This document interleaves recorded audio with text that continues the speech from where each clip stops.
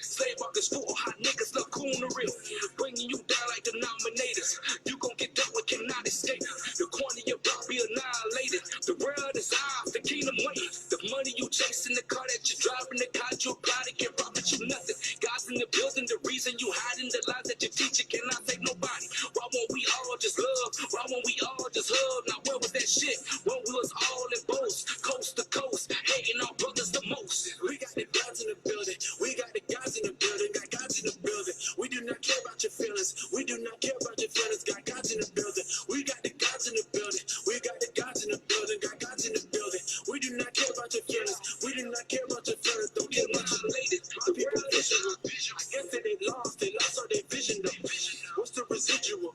We got nothing back. We ain't stick to the principle. Don't let them riddle you. We do it big and they do it minuscule. They placing a hit on you. They finding ways to try to get rid of you. Eat and behave. Stop finding out ways to put us in graves. I am too grave. Obadiah, let's turn to the page. Read it and weep. Bunch of dead bodies out on the street. Who's that just came out of Basra? He came out of nowhere just like a thief. We got the gods in the building. We got the gods in the building. Got gods in the building. We do not care about your feelings. We do not care about your feelings. Got gods in the building. We got the gods in the building. We got the gods in the building. Got gods in the building. We do not care about your feelings. We do not care about your feelings. Don't care about you. We got the guys in the building, got the solutions to stop all the killings. We go to the sick and we give them the healing. We very heroic, but labeled as villains. The guys in the building. Better yet, we on the block with the killers and the thieves. And get your theses with the pieces.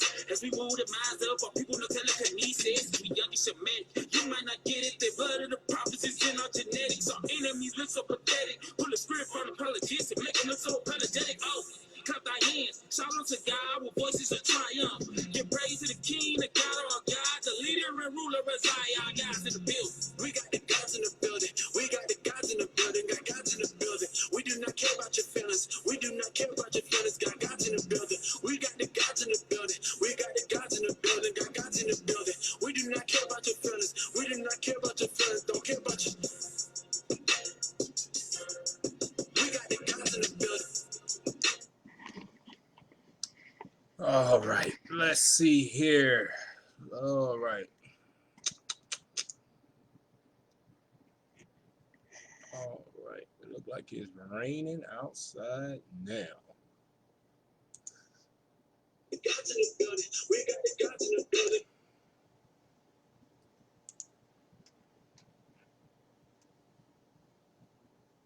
All right, let's see. Over here, ain't that something? All right. Check. All right. Look like it's raining outside now. The gods in the building. We got the gods in the building. Okay. All right. Typo Y, if you can hear me before we get started.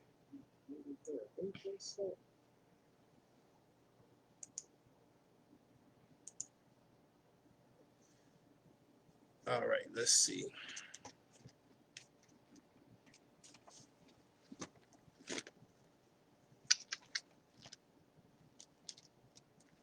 Joshua chapter 9. All right. Here we go. Okay, all praises. Okay. So look at that. I really don't need that no more. Okay. Let's see here. Get that together. All right, so we are going to go over Joshua chapter 9 through 12 today. Same thing applies as always. Sisters, don't be on here typing. Just sit back and listen. We are in church. 1 Corinthians does apply. It's not permitted for them to speak in the church. If you got questions, brothers or sisters, Send those to IUIC classrooms after class, and we captains will go through and answer it as best we can. Okay. All right. So let's get into it here. Joshua chapter 9. It says here, and it came to pass when all the kings which were on this side Jordan, if we got a brother to scribe, I will appreciate that. All right. Um, where was I? Okay, and it came to pass, Joshua chapter 9, verse 1, and it came to pass when all the kings which were on this side Jordan, in the hills and in the valleys, and in all the coast of the great sea over against Lebanon, the Hittite and the Amorite and the Canaanite and the Perizzite and the Hivite and the Jebusite heard thereof. These are what you call Hamites, better known as Nilotic Africans, as you've heard the bishop bring out. All right. Let me bring it up here. Okay. Carlos, send that question to the classrooms and we'll answer it later. All right. Verse 2, it says that they gathered themselves together to fight with Joshua and with Israel with one accord. And when the inhabitants of Gibeon heard that Joshua had what Joshua had done unto Jericho and to Ai, um, they did work willingly and went and made as if they had been ambassadors and took old sacks upon their asses and wine bottles old and rent and bound up. It says, verse 5, and old shoes and clouded upon their feet, and old garments upon them, and all the bread of their provision was dry and moldy. And they went to Joshua unto the camp at Gilgal, and said unto him and to the man of Israel, we be come from a far country. Now therefore make ye a league with us. And the man of Israel said unto the Hivites, peradventure ye dwell among us, and how shall we make a league with you? And they said unto Joshua, we and thy servants. And Joshua said unto them, who are ye? And from whence come ye? Because remember, they were supposed to destroy all the children of Canaan, right? All of those that dwelt in the land, which was what we read up in verse 1. Verse 8, and they said unto Joshua, we are thy servants. And Joshua said unto them, who are ye, and from whence ye come, and from whence come ye? And they said unto him, from a very far country thy servants are come, because of the name of the Lord thy God. For we have heard the fame of him, and all that he did in Egypt, and all that he did to the two kings of the Amorites that were beyond Jordan, to Sihon, king of Heshbon, and to Og, king of Bashan, which was at Ashtaroth. All right. Verse 11. Wherefore our elders and all the inhabitants of our country spake to us, saying, take victuals with you for the journey, and go to meet them, and say unto them, we are your servants. Therefore now make ye a league with us. This our bread we took hot for our provision out of our houses on the day we came forth to go unto you. But now behold, it is dry and it is moldy. And these bottles of wine which we fill were new, and behold, they be rent. And these our garments and our shoes are become old by reason of the very long journey. And so you understand, back in the ancient times, and you'll see them sometimes too, that wine, you had wine bags. They didn't come in bottles, they were wine bags, and made out of different materials, sometimes out of leather. You've seen them in movies, but they would break throughout time, through use of wear and tear. Verse 14, and the man took of their victuals, and asked not counsel at the mouth of the Lord. That's the first mistake. What does it always say about asking counsel? Let's go to Sirach, the book of Sirach, 37, and let's read verse 16. Sirach chapter 37, verse 16. It says, let reason go before every enterprise. Let reason, think on it, is what the Lord is saying.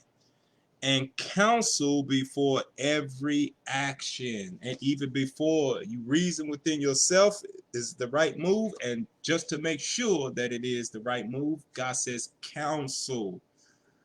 Counsel, counsel. And that's what our forefathers did not do. And as we read on in Joshua, we'll see, or further on in the scriptures, you'll see how not asking counsel of the Lord at this moment right here ended up being a snare and a trap to us as a people. All right. Let me see something here.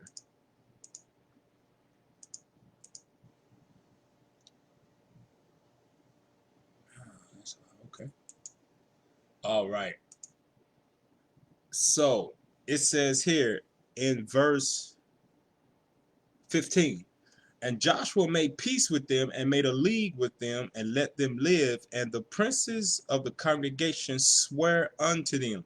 Now, just before we go on, this type of ordeal that we are reading about, this too it'll play out again, because there's nothing new up under the sun. So this situation that we read about here, it will play out again in the times when Christ returns. Where is that in Joshua? I mean, not Joshua, Isaiah.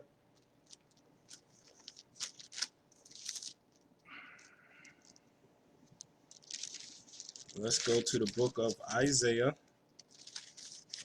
and let's read. Let me get to it.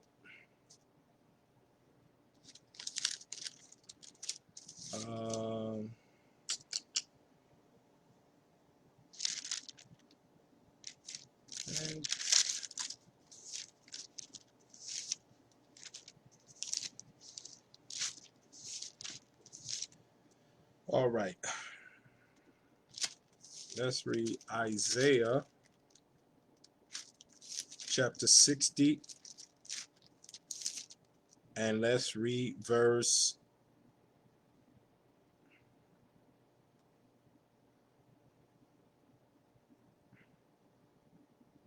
9 on down. Let's read Isaiah chapter 60 verse 9. It says here, surely the isles shall wait for me, and the ships of Tarshish first, to bring thy sons from far, their silver and their gold with them, unto the name of the Lord thy God, and to the Holy One of Israel, because he hath glorified thee. And the sons of strangers shall build up thy walls, and their kings shall minister unto thee. For in my wrath I smote thee, but in my favor have I had mercy on thee. This is future prophecy. And it says, therefore, thy gates shall be open continually. They shall not be shut day nor night, that man may bring unto thee the forces of the Gentiles, and that their kings may be brought. For the nation and kingdom that will not serve thee shall perish. Yea, those nations shall be utterly wasted. So this is going to happen again. Let's go to let me get it here. Joel.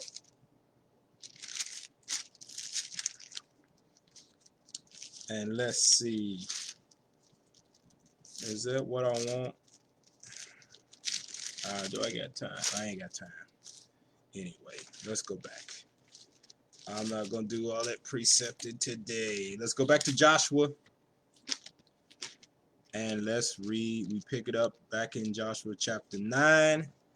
And we were in verse 16. Joshua chapter 9, verse 16.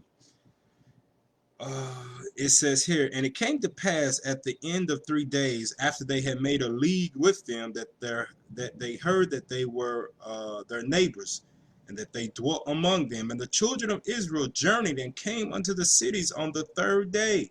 Now their cities were Gibeon and Kepharah and Beeroth and Kirjath-jearim. And the children of Israel smote them not, because the princes of the congregation had sworn unto them by the Lord God of Israel. And all the congregation murmured against the princes. But all the princes said unto all the congregation, we have sworn unto them by the Lord God of Israel. Now therefore we may not touch them. Go to Ecclesiastes, and let's bring that in. Colleen, send your questions to IUIC classrooms. I don't have time to answer them right now, okay? What was it going to? Ecclesiastes, right? Ecclesiastes chapter 5. This is going into what comes out of our mouth, right? So our forefathers was wrong in one situation, but they was upright man and holding up to their word. Ecclesiastes chapter 5, and let's read verse 4 on down. It says, when thou vowest a vow unto God, defer not to pay it, for he hath no pleasure in fools. Pay that which thou hast vowed. Better is it that thou shouldest not vow than thou shouldest vow and not pay. Suffer not thy mouth to cause thy flesh to sin. Neither say thou before the angel that it was an error. Wherefore should God be angry at thy voice and destroy the works of thine hands? So what's the Lord saying? What goes out of your mouth, make sure you stick to it. The Lord is saying what comes out of your mouth, be sure to do it. All right, let's go back to Joshua. Let's go back to Joshua chapter 9, and let's pick up at verse 20. This we will do to them. We will even let them live, lest wrath be upon us because of the oath which we swear unto them. Because they made a vow before God. And the princes said unto them, let them live, but let them be hewers of wood and drawers of water unto all the congregation, as the princes has promised them. What does that mean? AKA slaves, hewers of wood and drawers of water, slaves. Verse 22, and Joshua called for them, and he spake unto them, saying, wherefore have ye beguiled us, saying, we are very far from you, when ye dwell among us. Now therefore ye are cursed, and there shall none of you be freed from being bondman, and hewers of wood and drawers of water for the house of my God. So they were servants all the way up and through. And they answered Joshua and said, because it was certainly told thy servants how that the Lord thy God commanded his servant Moses to give you all the land and to destroy all the inhabitants of the land from before you. Therefore we were sore afraid of our lives because of you, and have done this thing. And now, behold, we are in thy hand, as it seemeth good and right unto thee to do unto us, do.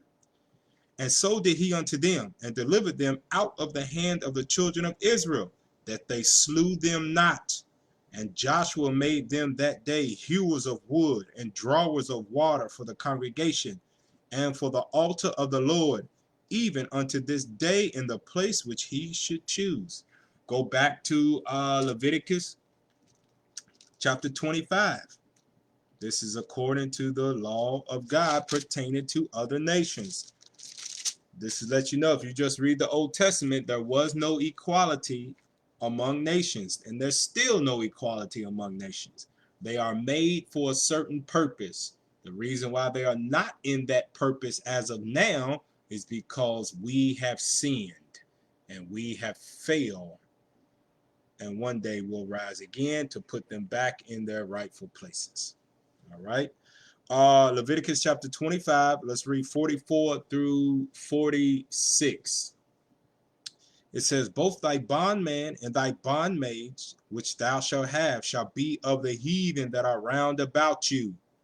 Of them shall ye buy bondman and bondmaids. Moreover, of the children of the strangers that do sojourn among you, of them shall ye buy, and of other families that are with you, which they begat in your land, and they shall be your possession. And ye shall take them as an inheritance for your children after you, to inherit them for a possession. They shall be your bondman forever. But over your brethren, the children of Israel, ye shall not rule one over another with rigor. So there was no equality. The other nations were made to be our servants. Okay. That was Ecclesiastes chapter 5, and I think it was like 3 or 4 through 5, sis. All right, let's go back to Joshua chapter 10 now. We are in Joshua chapter 10. Now it came to pass when Adonizedek, king of Jerusalem, had heard now Joshua had taken Ai. Now you might be confused. Why is it calling that Jerusalem? Okay, what happens when you read back through the history, the scribes, they leave identifying location markers to let the reader know where this is taking place. All right, because Jerusalem had not been set up as of yet, because we have not conquered all the land. Here's the proof that the scribes would leave location markers to let you know where this is taking place. Let's go back to the book of Genesis, and let's read Genesis chapter 14, and let's read verse 14 real quick. And when Abram heard that his brother was taken captive, Abram is Abraham, he armed his trained servants, born in his own house, 318, and pursued them unto Dan. Now Dan is what? It was one of the 12 tribes of Israel at the time before they had fallen, and their land was way up north. So what the reader is letting you know, or the scribe is letting you know, he's giving you a location marker. All right, he's giving you a location marker of where this is taking place at. Okay, because the land of Dan was not established in the book of Genesis. Israel was not even born yet. So it's location markers to let you know visually where this is taking place at. Okay. Now let's go back to Joshua chapter 10. Joshua chapter 10, verse 1. Now it came to pass when Adonizedek, king of Jerusalem, had heard now Joshua had taken Ai, and had utterly destroyed it, as he had done to Jericho and her king. So he had done to Ai and her king, and how the inhabitants of Gibeon had made peace with Israel, and were among them, that they feared greatly, because Gibeon was a great city, as one of the royal cities, and because it was greater than Ai, and all the men thereof were mighty. Whereof Adonizedek, king of Jerusalem, sent unto Hoham, king of Hebron, and unto Param, king of Jarmuth, and unto Japhiah, king of Lachish. Lachish, that was another city that was named after Israel too, right? But it is giving you the locations of where these people lived. Lachish, and unto Debir, king of Eglon, saying, Come up unto me and help me, that we may smite Gibeon, for it had made peace with Joshua and with the children of Israel. Therefore the 5 kings of the Amorites, the king of Jerusalem, the king of Hebron, the king of Jarmuth, the king of Lachish, the king of Eglon, gathered themselves together and went up, they and all their host, and encamped before Gibeon, and made war against it. And the man of Gibeon sent unto Joshua to the camp to Gilgal, saying, Slap not thy hand from thy servants, come up to us quickly, and save us, and help us. For all the kings of the Amorites that dwell in the mountains are gathered together against us. So Joshua ascended from Gilgal, he and all the people of war with him, and all the mighty men of valor. And the Lord said unto Joshua, Fear them not, for I have delivered them into thine hand. There shall not a man of them stand before thee. Joshua therefore came unto them suddenly, and went up from Gilgal all night. Verse 10. And the Lord discomforted them before Israel, and slew them with a great slaughter at Gibeon, and chased them along the way that goeth up to Beth Horon, and smote them to Azekah, and to Makkedah. And it came to pass, as they fled from before Israel, and were in the going down to Beth Horon, that the Lord cast down great stones from heaven upon them unto Azekah, and they died. They were more which died with hailstones than they whom the children of Israel slew with the sword. Let's get a precept for that. So the Lord killed more people than Israel did. And this is an army of Israel. So that lets you know, what was the Lord doing? What was the Lord doing in heaven?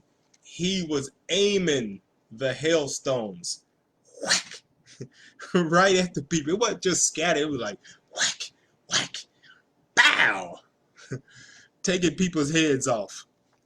The Lord was up there playing dodgeball with people, and nobody could escape. Well, Wisdom of Solomon. We read about that too when he destroyed Egypt. All right. Wisdom of Solomon, chapter 19, and let's read verse 18 on down. He did it in Egypt. Let's read him doing it again. Let's see how it went down.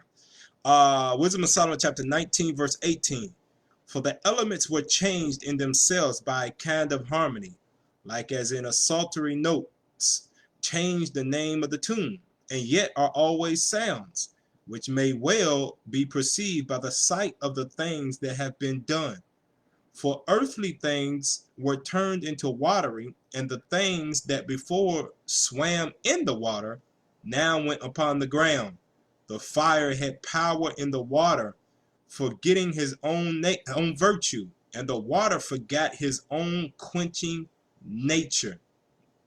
So the Lord was up there, just like he did in Egypt, sending down hailstones to destroy the people. Is that all I want on that? Let's see.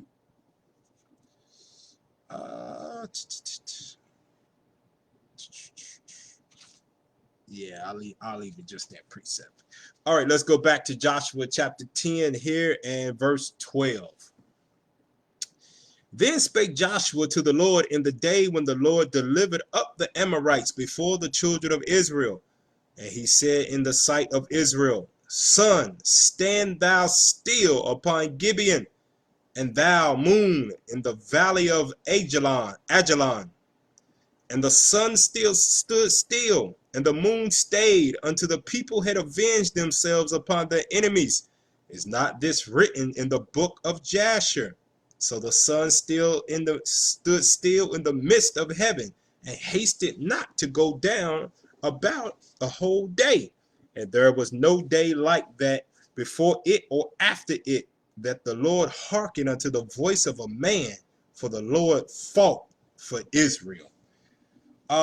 Let's go to that. Let's address the book of Jasher. Why don't we read it now? Because it's mentioned a few different times in the scriptures. David mentioned it. We'll read about that in Samuel. Joshua mentioned it, right? But let's see why we don't have it today in this book that the Lord left for us. Isaiah chapter 34, verse 16 and 17. It says, Seek ye out of the book of the Lord and read.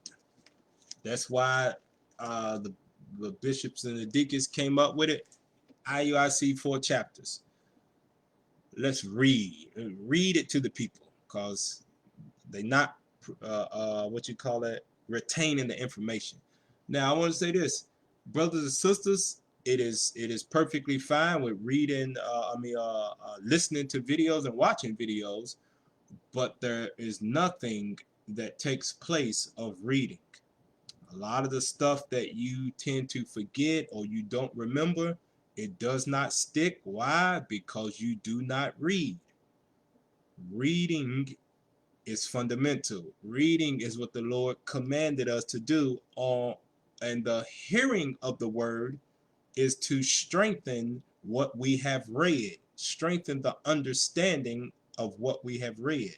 So make sure reading is first and foremost when it comes to understanding the knowledge of God and to apply the words of God. All right. Isaiah 34:16 again. Seek ye out of the book of the Lord and read. No one of these shall fail. It's talking about the prophecies. No scripture in here shall fail, because the scripture cannot be broken.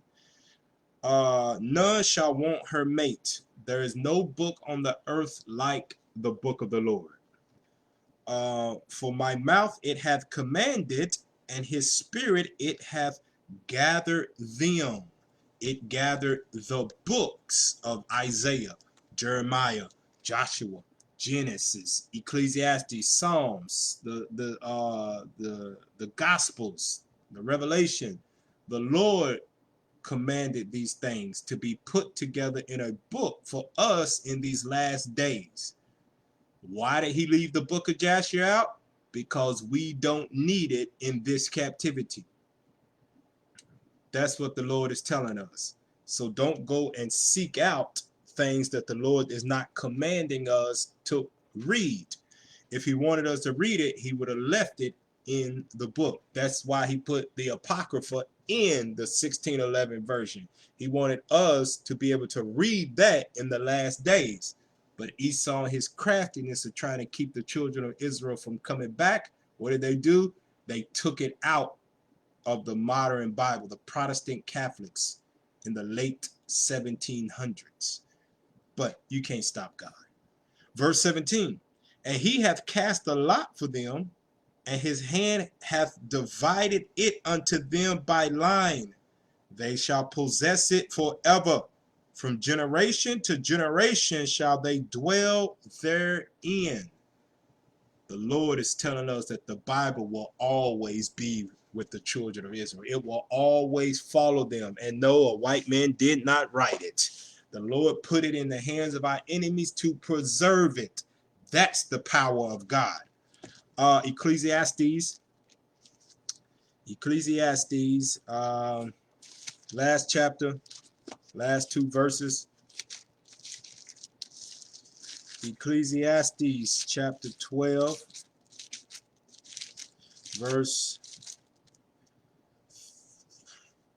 12. It says, and further by these, my son, be admonished, of making many books there is no end, and much study is a weariness of the flesh.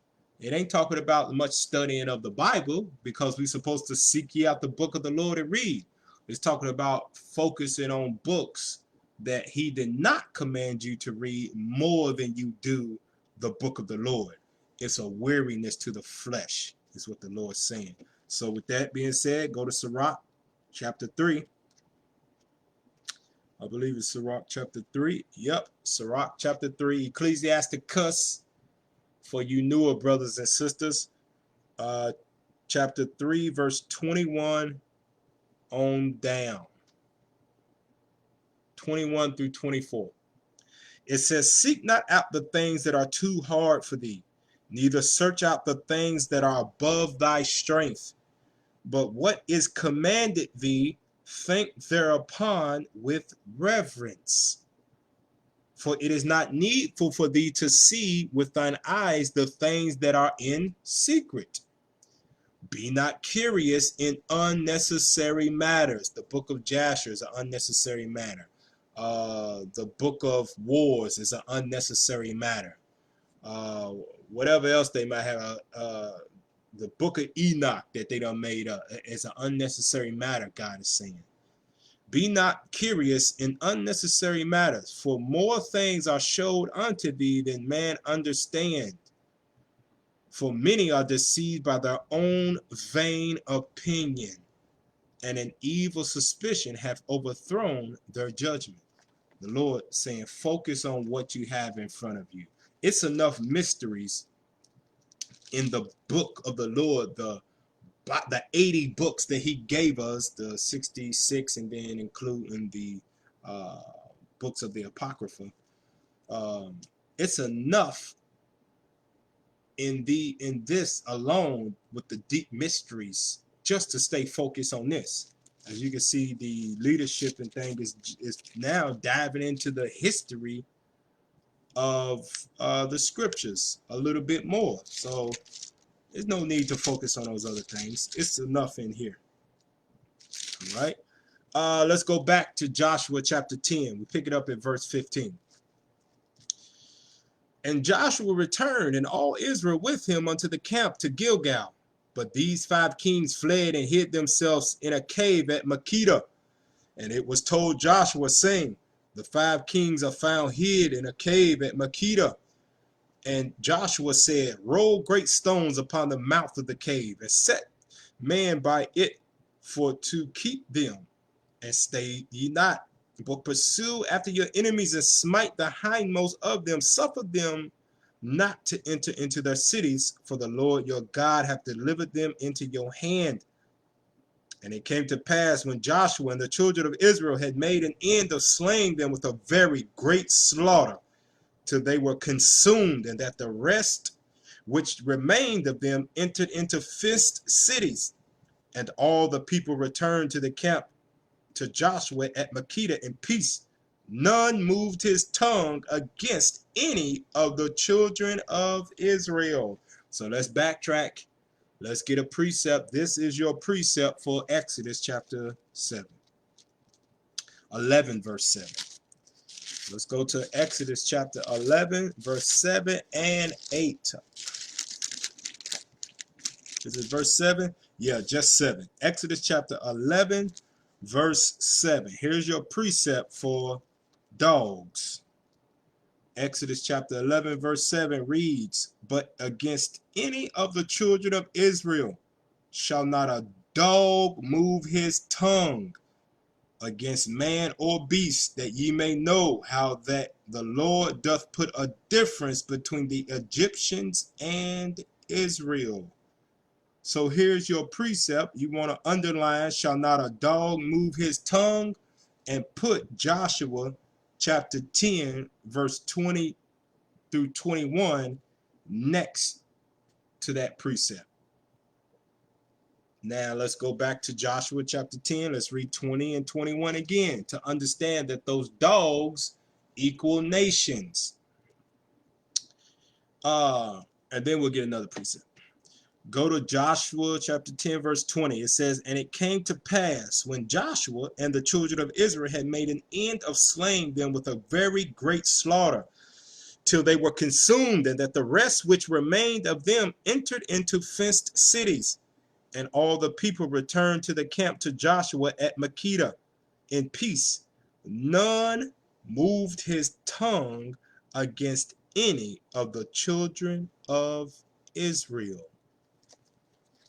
Now let's go to Matthew chapter 15. Let's show you that in the New Testament. It did not change. Christ even quoted it. Matthew chapter 15 and verse 24. It reads, but he answered and said, I am not sent but unto the lost sheep of the house of Israel.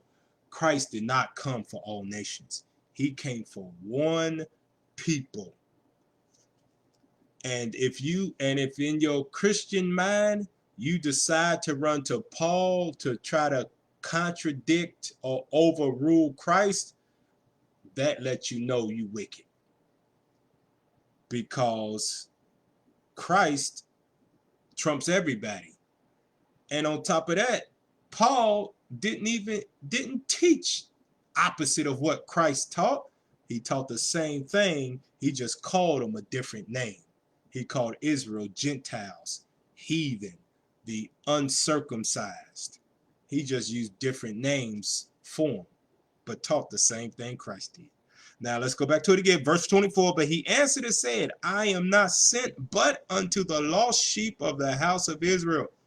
Then came she and worshipped him, saying, Lord, help me.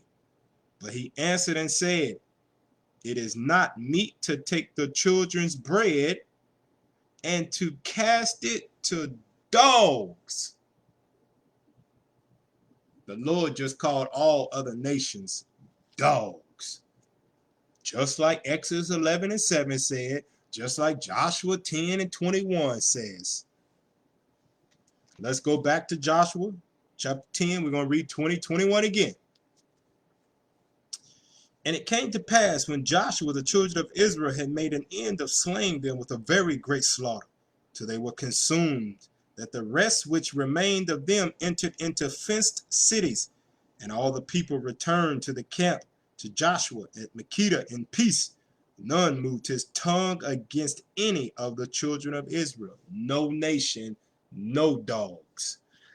Verse 22, then said Joshua, open the mouth of the cave and bring out those 5 kings unto me out of the cave.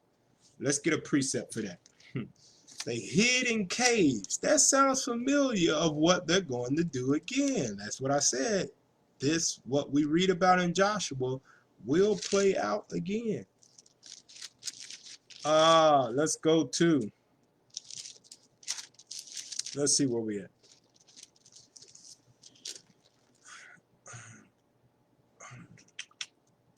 Isaiah chapter 2, and let's read 10 through 12. Isaiah chapter 2, verse 10. Enter into the rock.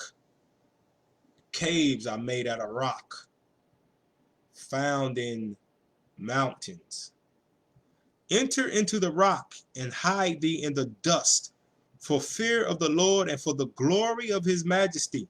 The lofty looks of man shall be humbled, and the haughtiness of man shall be bowed down, and the Lord alone shall be exalted in that day. For the day of the Lord of hosts shall be upon everyone that is proud and lofty, and upon everyone that is lifted up, and he shall be brought low. Jump over to verse 19. 19 through 21. And they shall go into the holes of the rocks. What's the holes of the rocks? Caves. And into the caves of the earth, for fear of the Lord and for the glory of his majesty, when he ariseth to shake terribly the earth. Let you know this is a future prophecy, because he's going to shake the earth. In that day a man shall cast his idols of silver and his idols of gold, which they made each one for himself to worship, and to the moles and to the bats, to go into the clefts of the rocks and to the tops of the ragged rocks, for fear of the Lord and for the glory of his majesty, when he ariseth to shake terribly the earth. He gonna shake the earth with bombs. In Peter, it says, it shall move out of its place. Going back to Joshua now. So what we're reading in Joshua is for future prophecies to come. Joshua chapter 10, verse 23. And they did so, and brought forth those 5 kings unto him out of the cave, the king of Jerusalem, the king of Hebron, the king of Jarmuth, the king of Lachish, and the king of Eglon. And it came to pass, when they brought out those things unto Joshua, that Joshua called for all the men of Israel, and said unto the captains of the men of war which went with him, come near, put your feet upon the necks of these kings. And they came near and put their feet upon the necks of them. And Joshua said unto them, fear not, nor be dismayed. Be strong and of a good courage, For thus shall the Lord do to all your enemies against whom ye fight. Let me see something. Let me see something here.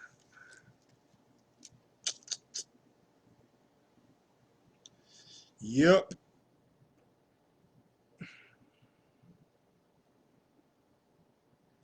Let's see. Do I want to read it now? Nah. Okay. Reading on here. Verse 26. And afterward Joshua smote them and slew them, and hanged them on 5 trees, and they were hanging upon the trees until the evening. And it came to pass the time of the going down of the sun that Joshua commanded, and they took them down off the trees and cast them into the cave wherein they had been hid, and laid great stones in the cave's mouth, which remain until this very day. They took them down because of what? Deuteronomy chapter 21. Let's go to Deuteronomy chapter 21 and let's read verse 22 and 23. They took them down according to the law. And if a man have committed a sin worthy of death, and he be to be put to death, and thou hang him on a tree, his body shall not remain all night upon the tree, but thou shalt in any wise bury him that day, for he that is hanged is accursed of God, that thy land be not defiled, which the Lord thy God giveth thee for an inheritance. So they took them down so the land ain't defiled. But everybody that's hung from a tree is cursed. So to let you know, all nations are cursed. And we fell up under the curses also. Going back to Joshua chapter 10, verse 27, verse 28. And that day Joshua took Makkedah and smote it with the edge of the sword, and the king thereof he utterly destroyed, them and all the souls that were therein. He let none remain, and he did to the king of Makkedah as he did unto the king of Jericho. Then Joshua passed from Makkedah and all Israel with him unto Libnah, and fought against Libnah, and the Lord delivered it also, and the king thereof into the hand of Israel. And he smote it with the edge of the sword, and all the souls that were therein, he let none remain in it, but did unto the king thereof as he did unto the king of Jericho.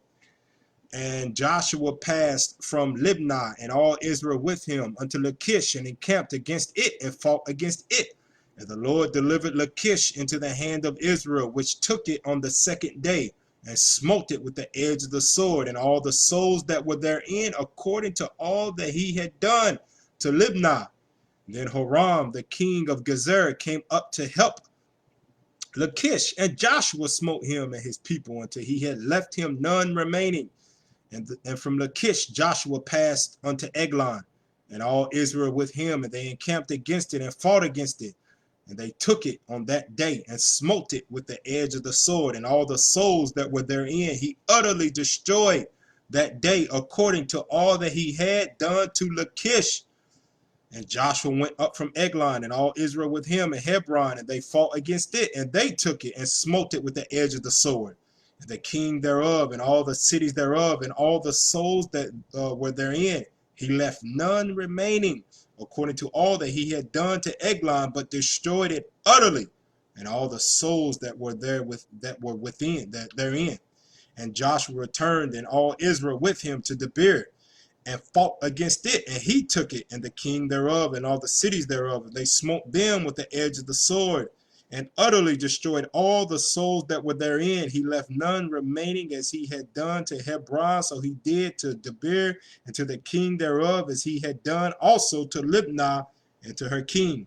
So Joshua smote all the country of the hills, and of the south, and of the vale, and of the springs, and of their kings.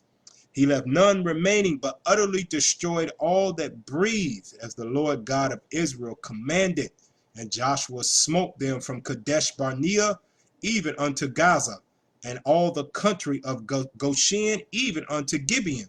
And all these kings and their lands did Joshua take at one time, because the Lord God of Israel fought for Israel. And Joshua returned, and all Israel with him, unto the camp of Gilgal.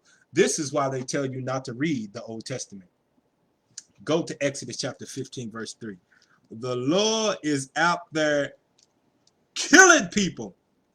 The Lord is fighting through his people, giving them the spirit to destroy all that utterly breathe, both young and old, and leaving none alive. Exodus chapter 15, verse 3. The Lord is a man of war. The Lord is his name. The Lord like war. And the only reason, let me think of the precept. I got a few precepts here for you. Let's go to this one. Let's go to the one in Isaiah. I want Isaiah 40. I want Isaiah chapter 40. And let's read verse 15 through 17. Isaiah 40, verse 15. Behold, the nations are as a drop of a bucket. Matter of fact, I'm going to start at verse 13. I'm going to start at verse 13 for all the closet Christians, that so they can get it out of their mind that they can change God. Look how Isaiah set this up when it comes to dealing with nations. Isaiah chapter 40, verse 13. Who hath directed the Spirit of the Lord, or being his counselor, have taught him? Isaiah asking you a question. Before he even get to explaining what he got to explain, he's setting you up. He's setting you up to hit you with the 1-2 punch. Verse 14. With whom took he counsel? And who instructed him? And taught him in the path of judgment? And taught him knowledge? And showed him the way of understanding? Isaiah asked a question. Who taught the Lord? He wants you to ask it. Who taught the Lord? Your answer is going to be what? Nobody.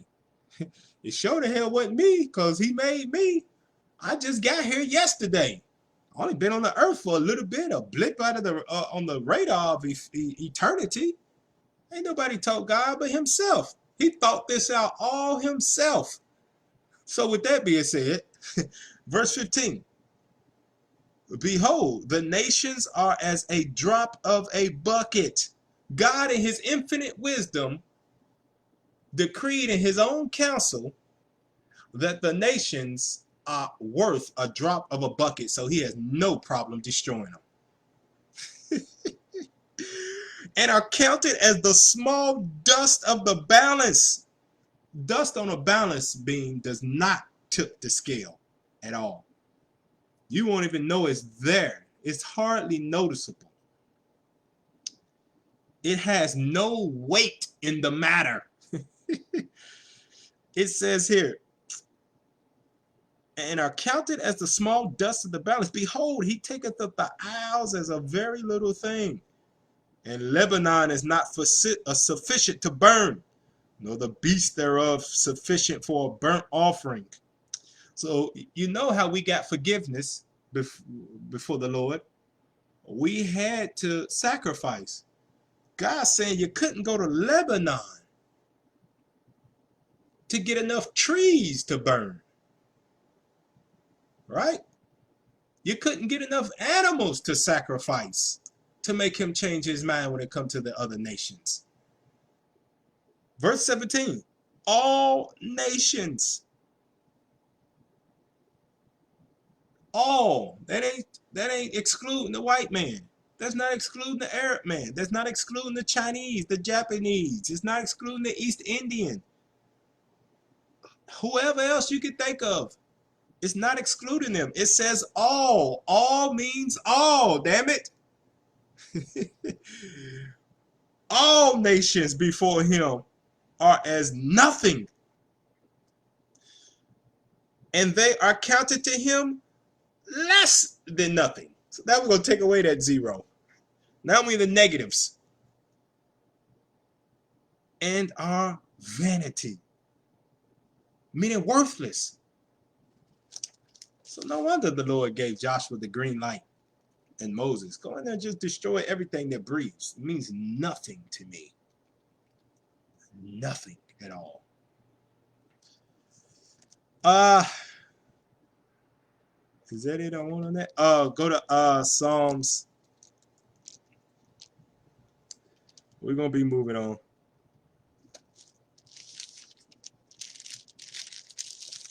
Is that what I want? Let me see.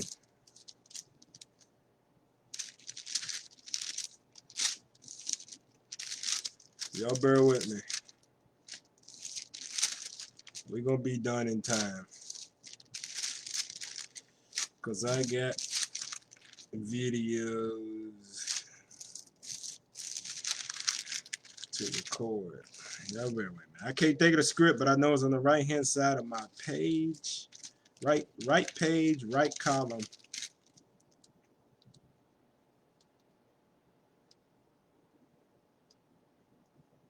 Let's see.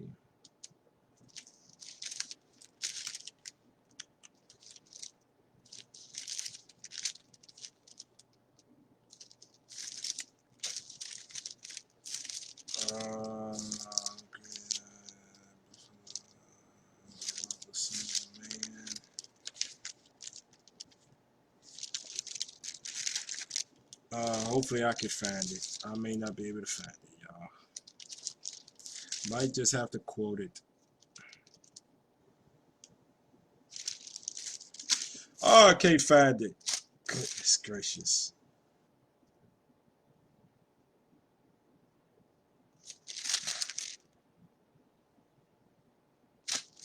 And y'all know Psalms is too big for me to be flipping through it. All right, so the scripture says in the book of Psalms, I can't think of it, so I gotta quote it. He increaseth the nations just to destroy them, is what it says in the book of Psalms. That's the only reason they got big numbers. They basically barbecue. Oh man, I can't find it. Man, don't you hate that, y'all? You can't find it. And I ain't no Google prophet, so I just go back and read it. All right, going back to Joshua chapter 11. Joshua chapter 11. All right, here we go. Joshua chapter 11, verse 1. It says, and it came to pass when Jabin, king of Hazor, had heard those things, that he sent to Jobab, king of Madon, and to the king of Shimron, and to the king of Akshaph, because that PH, Akshaph, and to the kings that were on the north of the mountains and of the plains south of Chinneroth, and in the valley of the borders of Dor on the west, and to the Canaanite on the east and on the west, and to the Amorite and the Hittite and the Perizzite and the Jebusite in the mountains, and to the Hivite under Hermon in the land of Mizpah. Yeah, I think it's in Job 12. It is, but I done passed it already. I ain't going back to it. Verse 4. And they went out, they and all their hosts with them, much people, even as the sand that is upon the seashore in multitude, with horses and chariots, very many. So they like, all right, we're going to mob deep on Israel. We are going to mob deep on Israel. We're going deep, and we're going to overcome them with our sheer numbers. All right, let's see what happens. And when all these kings were met together, they came and pitched together at the waters of Merom to fight against Israel. And the Lord said unto Joshua, be not afraid because of them, for tomorrow about this time I will deliver them up all slain before Israel. And thou shalt hoof their horses and burn their chariots with fire. So Joshua came and all the people of war with him against them by the waters of Merom suddenly, and they fell upon them. And the Lord delivered them into the hand of Israel, who smote them and chased them unto great Zidon, and unto Misraphim,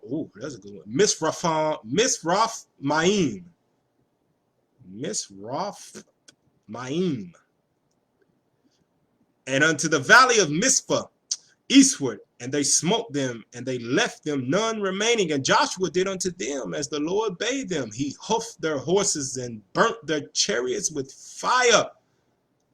That hoof goes into meaning like he wrapped the horse's legs up. Tossed them over, wrapped the legs up. Verse 10. And Joshua at that time turned back and took Hazor and smote the king thereof with the sword. For Hazor before time was the head of all those kingdoms. And they smote all the souls that were therein with the edge of the sword, utterly destroying them. There was not any left to breathe. Sheesh. And he burnt Hazor with fire, and all the cities of those kings, and all those kings of them did Joshua take and smote them with the edge of the sword, and he utterly destroyed them, as Moses, the servant of the Lord, commanded. But as for the cities that stood still in their strength, Israel burned none of them, save Hazor only. That did Joshua burn. And all the spoil of these cities and the cattle the children of Israel took for a prey unto themselves. But every man they smote with the edge of the sword until they had destroyed them, neither left they any to breathe. Sheesh. As the Lord commanded Moses his servant, so did Moses command Joshua, so did Joshua. He left nothing undone of all that the Lord commanded Moses. This is going back to, let's see. Where is that at? Deuteronomy. There's a law pertaining to war. Let me find it here for you. Deuteronomy chapter 20 and verse 10, because you read where it says,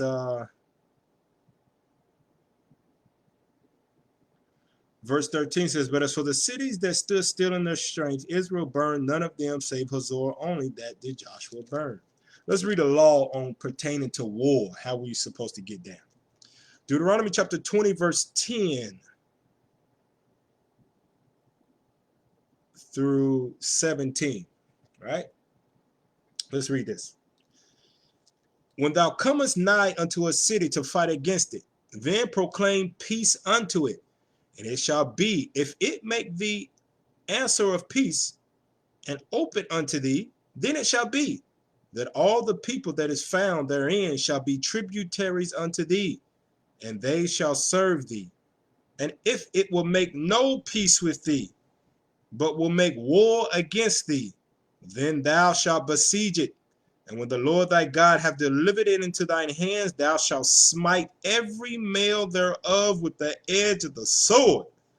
But the women and the little ones and the cattle and all that is in the city, even all the spoil thereof, shalt thou take unto thyself, and thou shalt eat the spoil of thine enemies, which the Lord thy God hath given thee.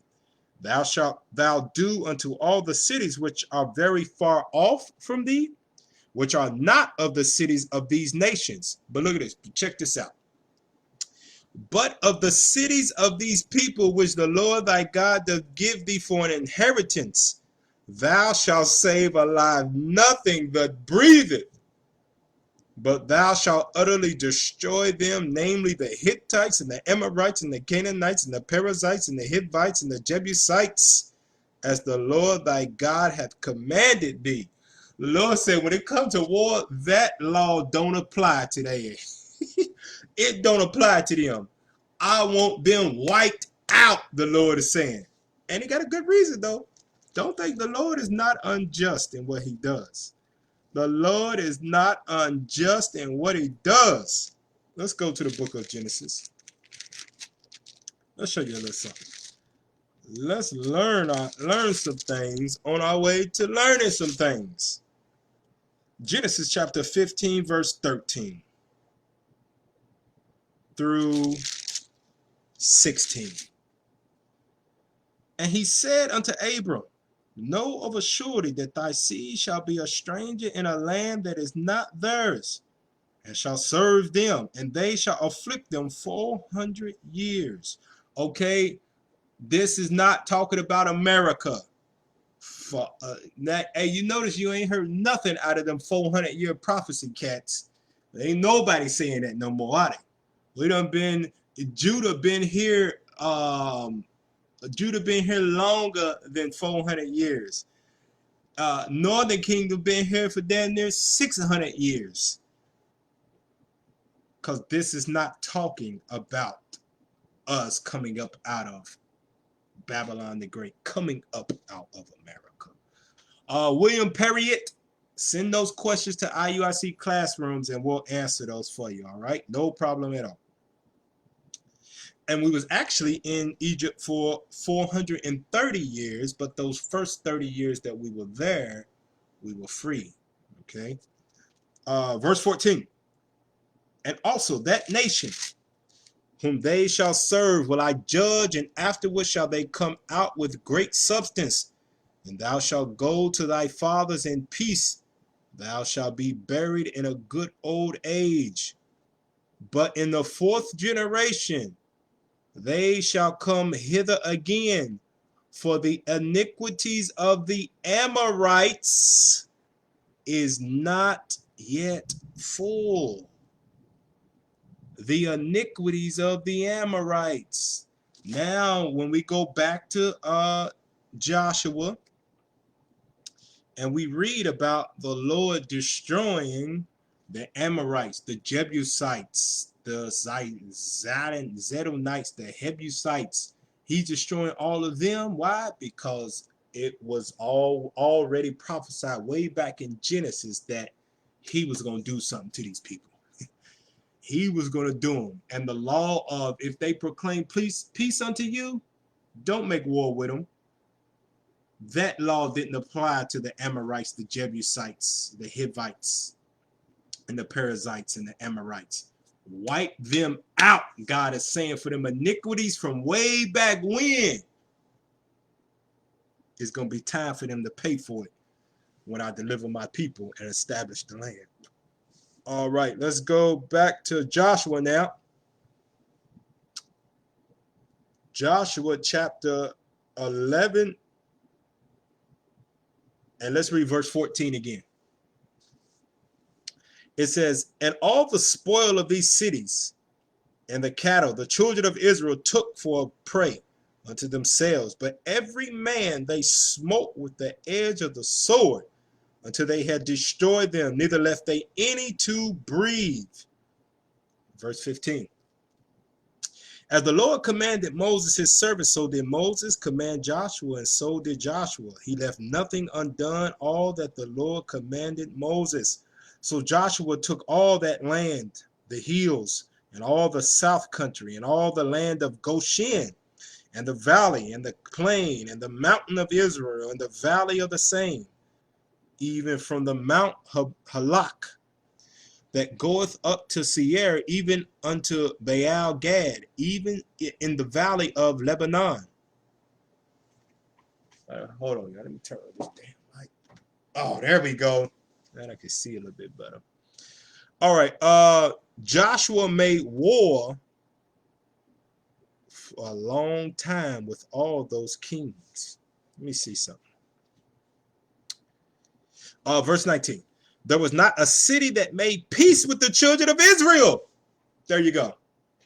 That's why we was at war. They made peace. That's why all of them going into captivity. They didn't make peace with us at all. It says, there was not a city that made peace with the children of Israel, save the Hivites, the inhabitants of Gibeon. All other they took in battle. For it was of the Lord to harden their hearts, that they should come against Israel in battle, that he might destroy them utterly, and that they might have no favor, but that he might destroy them as the Lord commanded Moses. Go to Isaiah 60. You read about that in Isaiah 60, right? There's nothing new under the sun. It shall happen again. We're just waiting on it to unfold. Isaiah chapter 60, and I want to read verse 12 on down.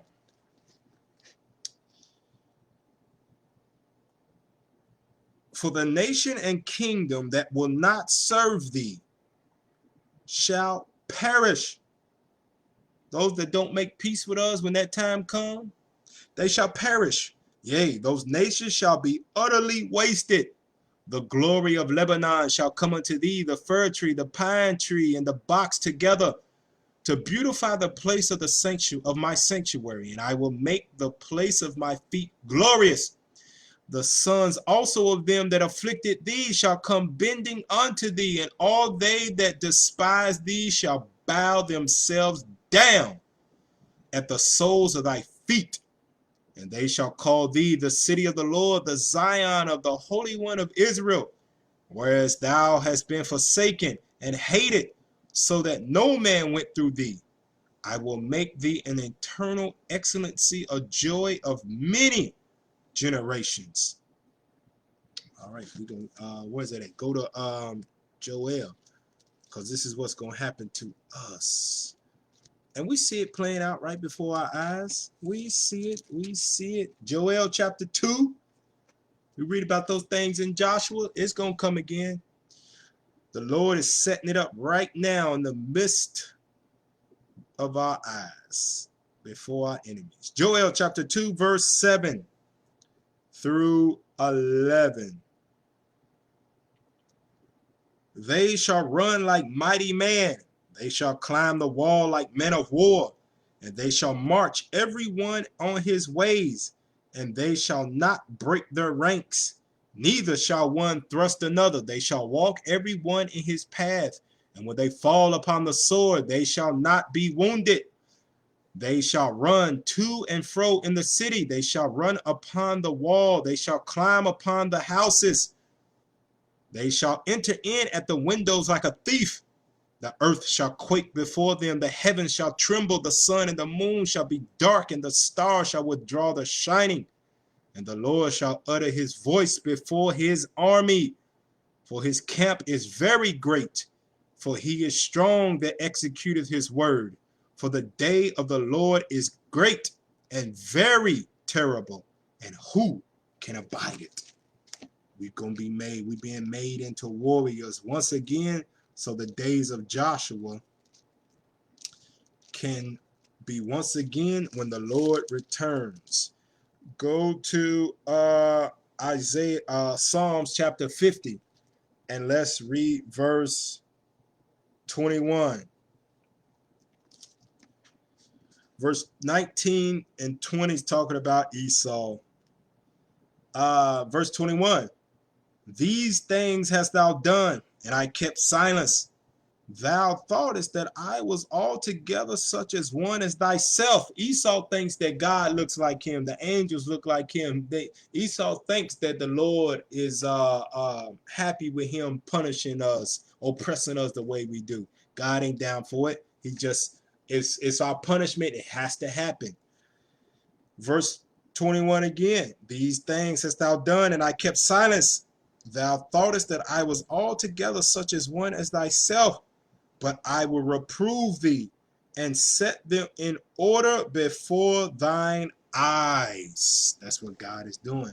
He's setting us in order before our enemies' eyes. Let me see something.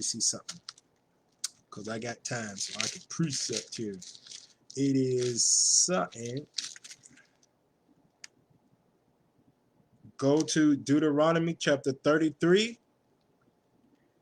Deuteronomy chapter 33, verse 27. So he's going to set us in order. That's what he's doing now. He's setting us in order, because it's going to come a time when he's going to say this to us when the Lord returns. Deuteronomy 33, verse 27. The eternal God is thy refuge, and underneath are the everlasting arms. And he shall thrust out the enemy from before thee, and shall say, destroy them. The leftovers. We're going to get the leftovers of what Christ is going to destroy. He's going to come back and destroy all nations in the valley of Armageddon, the valley of Megiddo. And those that are left over after we've been set in order, our spirit's been changed, we've got that other body, he's going to thrust the rest of them out and say, destroy them. Here's the proof. Ezekiel 25. Verse 14. If you're wondering why I'm jumping around the Bible, that is how you read the Bible. That is how you get the understanding thereof. Precept upon precept, here a little and there a little. Ezekiel chapter 25. And let's read 12 through 14. Look at this. And the Lord is exacting, pointing out who is going to be the anger of the Lord is going to be mainly aimed at. Ezekiel chapter 25, verse 12. Thus saith the Lord God, because that Edom hath dealt against Judah, against the house of Judah, by taking vengeance, and hath greatly offended, and revenged himself upon them. Esau went over and above for him not being chosen, for him not receiving the blessing. In his spirit, he went over and above of what the punishment God intended for us. It says here, and revenged himself upon them. Verse 13, therefore, thus saith the Lord God, I will also stretch out my hand upon Edom, and will cut off man and beast from it, and I will make it desolate from Teman, and they of Dedan shall fall by the sword, and I will lay my vengeance upon Edom by the hand of my people Israel. And they shall do in Edom according to mine anger and according to my fury, and they shall know my vengeance, saith the Lord. It's coming. Those days are coming. And here go another precept, another precept, another precept. Let's go to the book of, let me see, it's one of the M's. Bear with me, y'all. Micah chapter 5, verse 15. So he said, according to my vengeance and my fury is what Israel is going to do when the Lord returns. Micah chapter 5, verse 15. And I will execute vengeance in anger and fury upon the heathen, the nations, such as they have not heard. Oh! Woo! Brothers, you just got to endure to the end. Sisters, you want some maid servants and man servants as some rest from raising all these kids that Israel keep putting in you. And you want some rest from your jobs, you better endure to the end and be a helpmeet unto your husband. You single sisters, support the troops so they can bring the kingdom, preach the word of God, that the number be fulfilled, so the Lord can do his work and then give us the okay to do our work and establish the kingdom. Let's go back to Joshua. Joshua chapter 11, verse 15.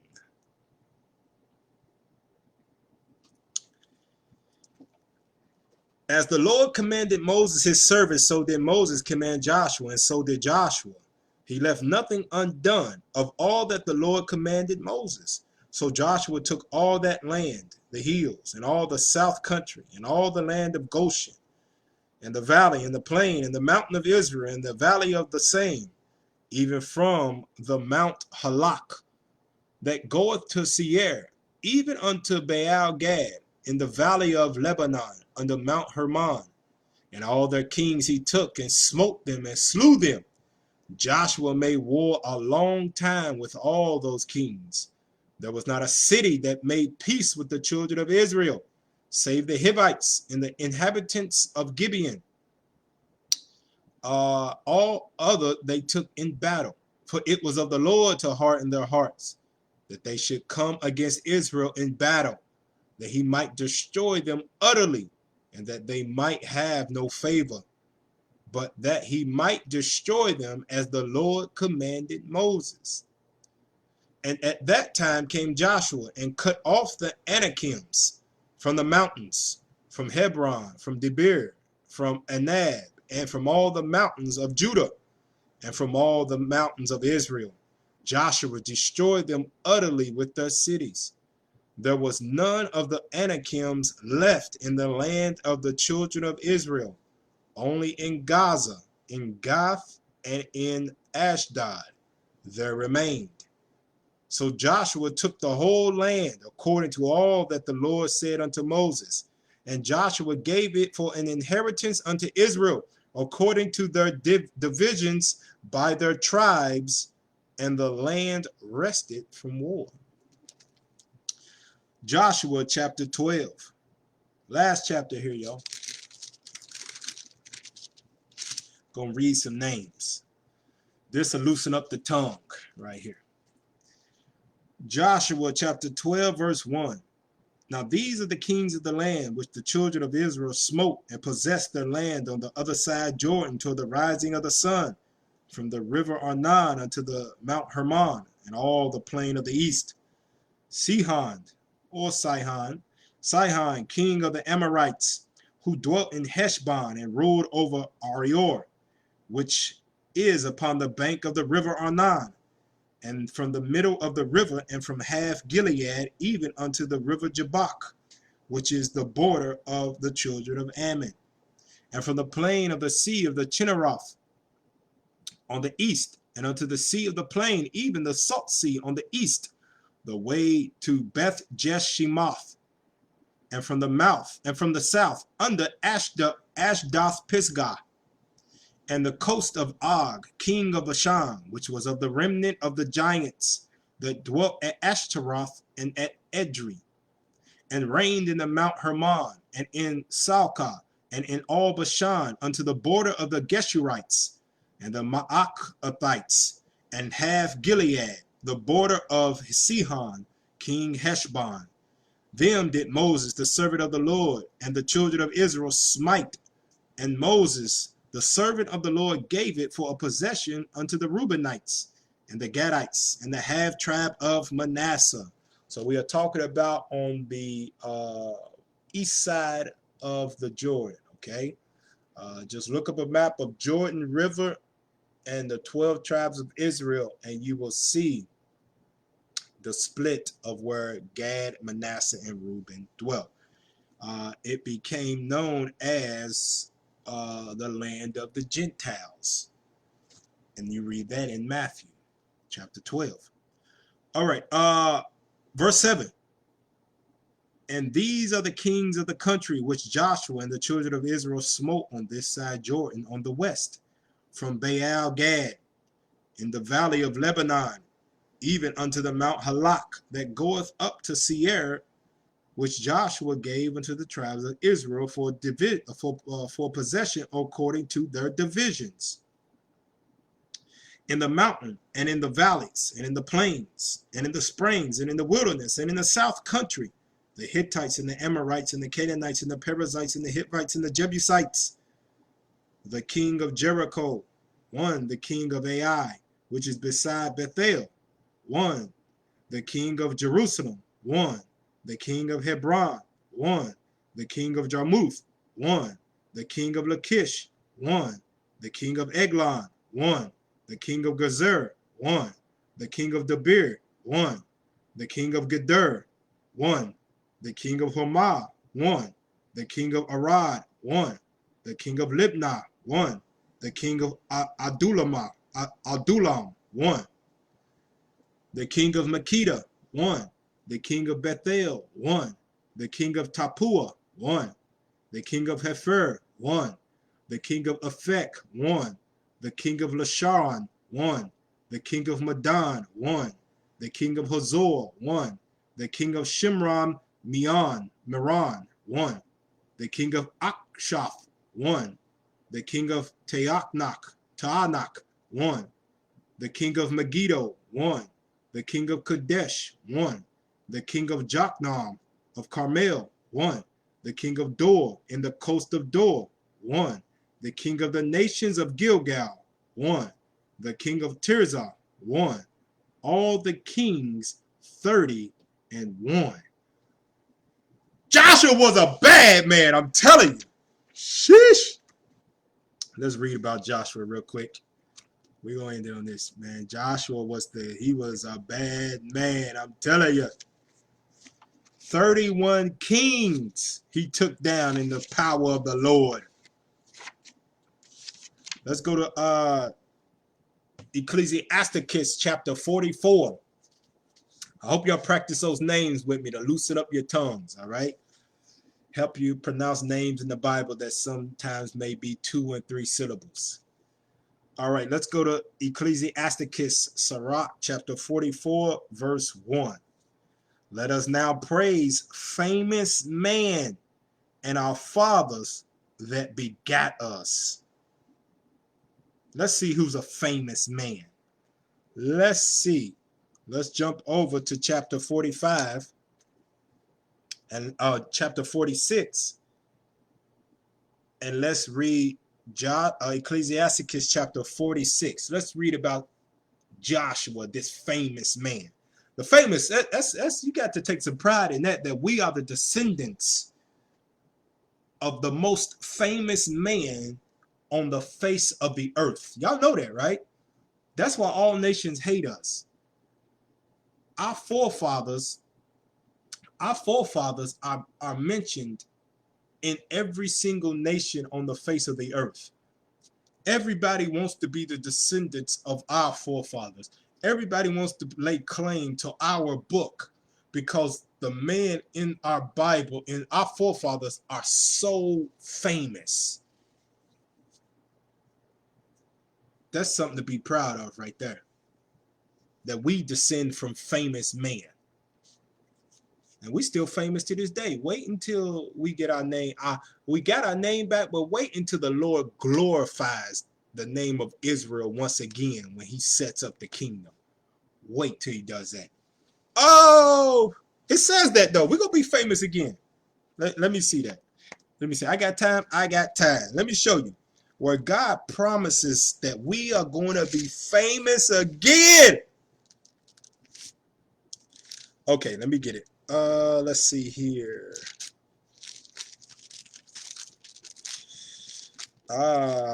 Here we go. Let's see what I got here.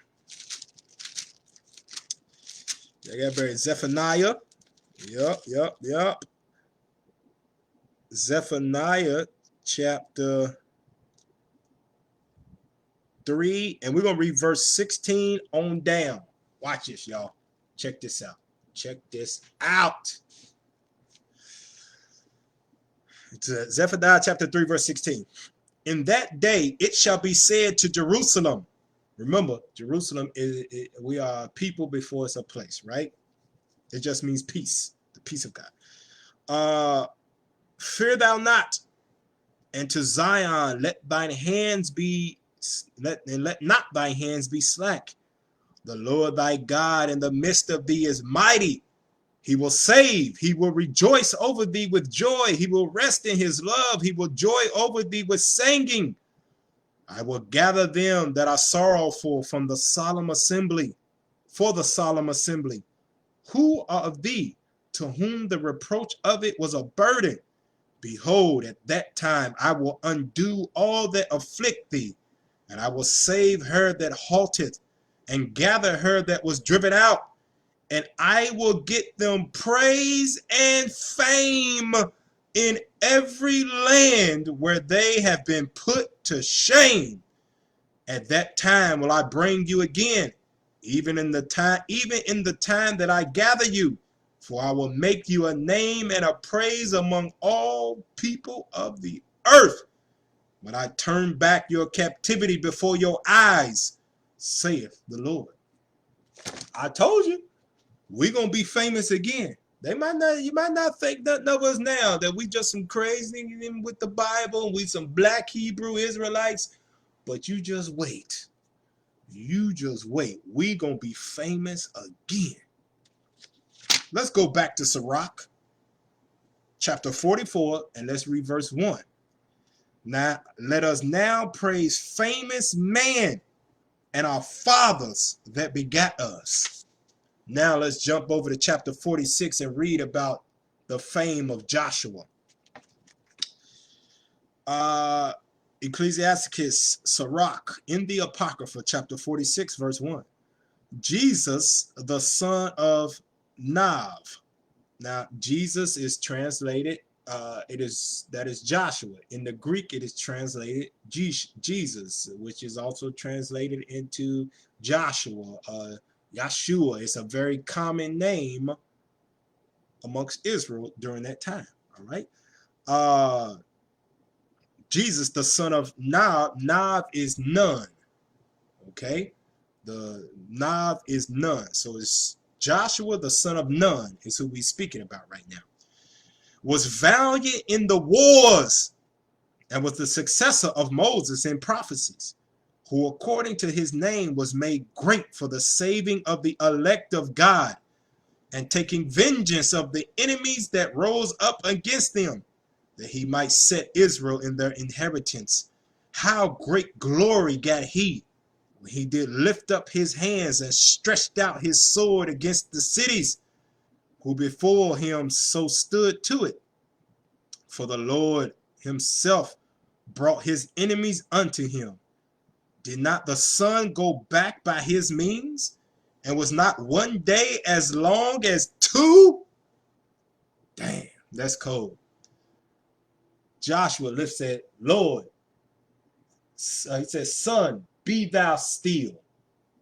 It was 2 days. It was 48 hours of sunlight on the earth. I know the other nations probably looked up and was like, damn, this is a long day. This is a long day. The sun's still up. He says, sun, be thou still. He lifted up his hand. That's cold-blooded right there, man. Okay, going back to the scripts here.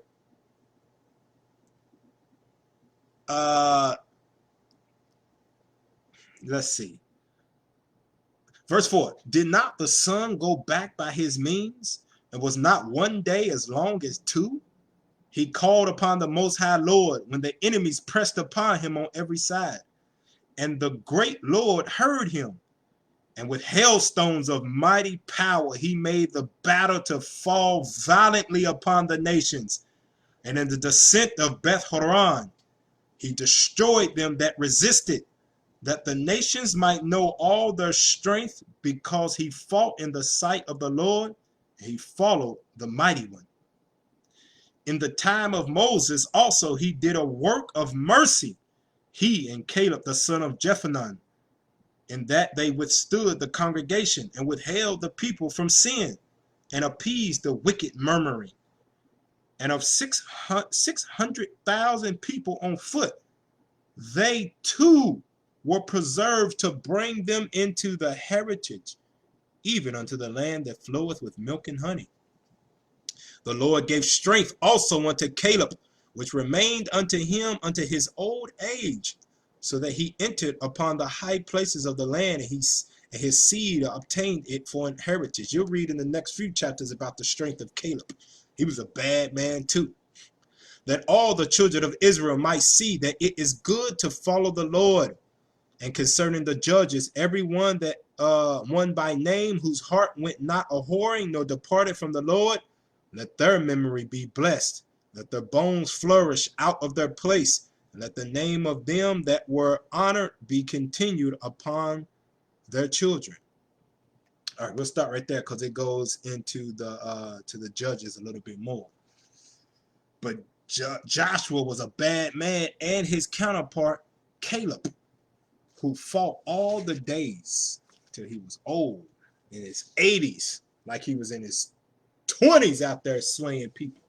All right, so Israel, we'll end on that. IUIC 4 chapters today. If you got questions, like I said, send those to IUIC classrooms, and we captains will go through those and answer those as best as we can. um, in the timely order, first come, first served, as they were received. Okay, be patient. It might be a day or two before we get back to you. It's a lot of questions and things that come into IUIC classrooms. Um, so just bear with us. We'll get to you. If it's a foolish and vain question, we're not answering it. All right. If it's foolish and vain, we are not answering. All right. So with that, Israel, as you can see, I turned the books around. Deacon Aithan don't want us, can't let them be known out there. People be Esau running up the price on them books.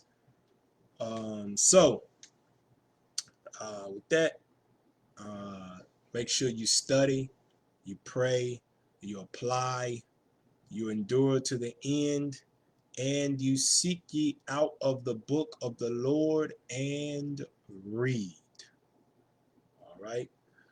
That's IUIC 4 chapters, Joshua 9 through 12. I've been Captain Zakar. Shalom.